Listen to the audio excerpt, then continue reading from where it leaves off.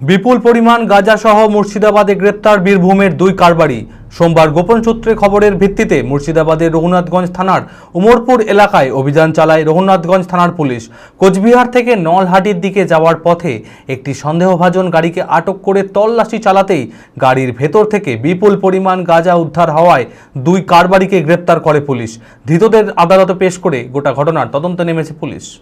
মানসিক স্বাস্থ্যের জন্য সবার আগে যে নামটি মনে ভেসে ওঠে, সুস্থ মনের ঠিকানা মনোবীক্ষণ। যোগাযোগ নাম্বার 7477799513। সোমবার বিকেলে মুর্শিদাবাদের রঘুনাথগঞ্জ থানার ওমরপুর এলাকায় অভিযান চালায় রঘুনাথগঞ্জ থানার পুলিশ। অভিযানে কোচবিহার থেকে নলহাটির দিকে যাওয়ার পথে একটি সন্দেহভাজন গাড়িকে আটক করে তল্লাশি চালাতেই গাড়ির ভিতর থেকে উদ্ধার হয় 24 কেজি গাঁজা। সঙ্গে সঙ্গে বীরভূম জেলার নলহাটির মিরন শেখ ও জাকির হোসেন নামের দুজনকে গ্রেপ্তার করে পুলিশ। ইতিমধ্যে ধৃতদের বিরুদ্ধে এনডিপিএস এর ধারায় মামলা দায়ের করে আদালতে পেশ করেছে পুলিশ। এই পাচার চক্রের সাথে আর কে বা কারা জড়িত রয়েছে সেই বিষয়ে সমস্ত কিছু খতিয়ে দেখে গোটা ঘটনার তদন্তে নেমেছে রঘুনাথগঞ্জ থানার পুলিশ। চরক স্কয়ার হসপিটাল সুস্থতার একমাত্র ভরসা।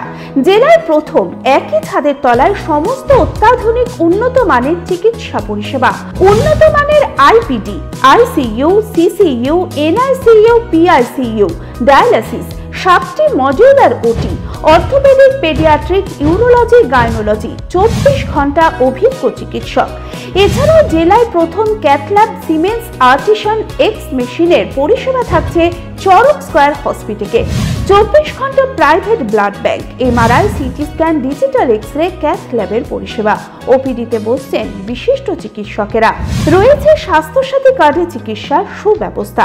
চরক স্কয়ার হসপিটাল, 79 পঞ্চানন তলা, চালতিয়া, বহরমপুর, মুর্শিদাবাদ।